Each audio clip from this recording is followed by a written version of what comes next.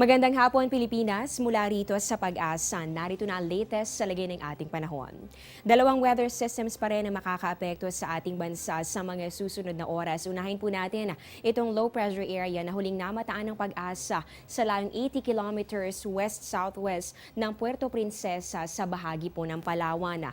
Ayon kay Pag-asa, weather forecaster Benison Estareja, maaari po ito lumabas ng Philippine Area of Responsibility bukas po yan ng hapon.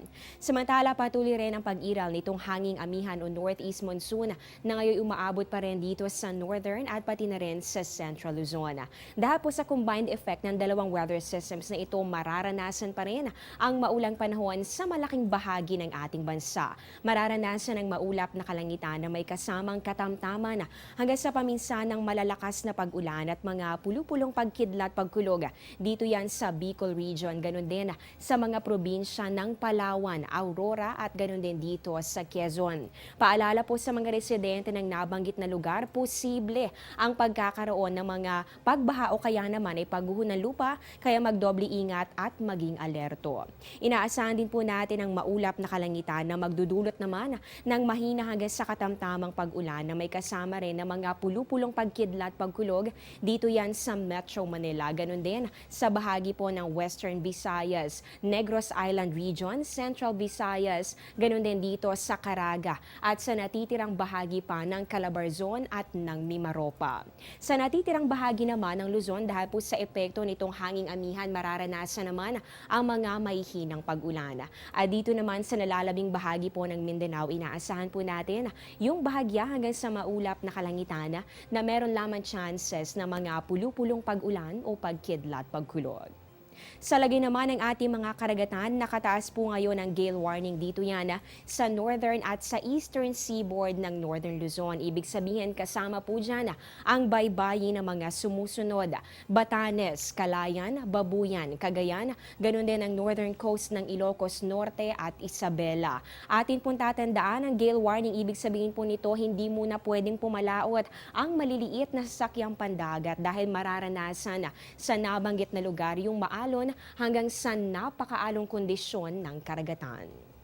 Samantala, hindi pa man tuluyang nakakalabas ng Philippine Area of Responsibility itong LPA na dating bagyong Auring.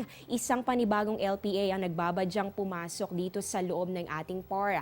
Huli po yang namataan sa layong 1,240 kilometers silangan ng Mindanao.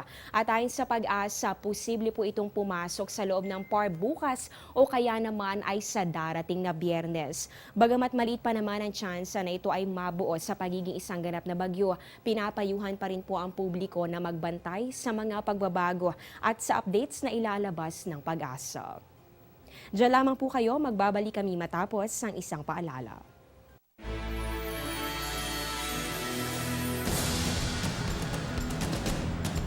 Be safe mula sa carnappers. Mag-park sa ligtas na lugar. Huwag mag-iwan ng mahahalagang bagay sa sasakyan. Maglagay ng security alarm. Iwasang huminto sa di mataong lugar. Kundi ito may iwasan, siguruhing nakasara ang mga bintana at nakalock ang mga pinto ng sasakyan. Kung tila may sumusunod sa inyo, lumiko at maingat na obserbahan ang pinaghihinalaang sasakyan.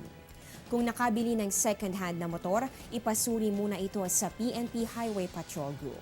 Hawakang mabuti ang susi habang pabalik ng sasakyan. Dahil sa patuloy na pag-iral ng low pressure area at ganoon din ng northeast monsoon, alamin po natin ang magiging epekto niyan sa agwat ng temperatura sa iba't ibang bahagi ng bansa. Unahin natin dito sa Luzon para sa Baguio City na kung magpapatuloy po ang malamig na panahon sa temperatura nga abot ng 13 to 24 degrees Celsius.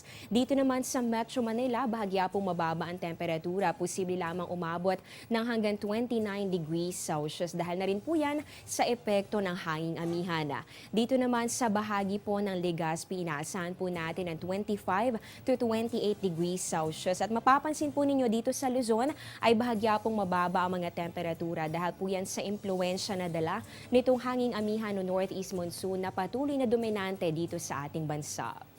Dako naman tayo dito sa Visayas para sa Tacloban, 24 to 29 degrees Celsius. Habang dito naman sa Iloilo at ganun din sa Bacolod, inaasahan po natin ang 25 to a possible high of 30 degrees Celsius. At syempre isama ko na rin dito po sa Metro Cebu kung saan nga po ginaganap itong Sinulog Festival. Inaasahan natin ang maulap na kalangitan sa temperatura nga abot naman ng 25 to 29 degrees Celsius.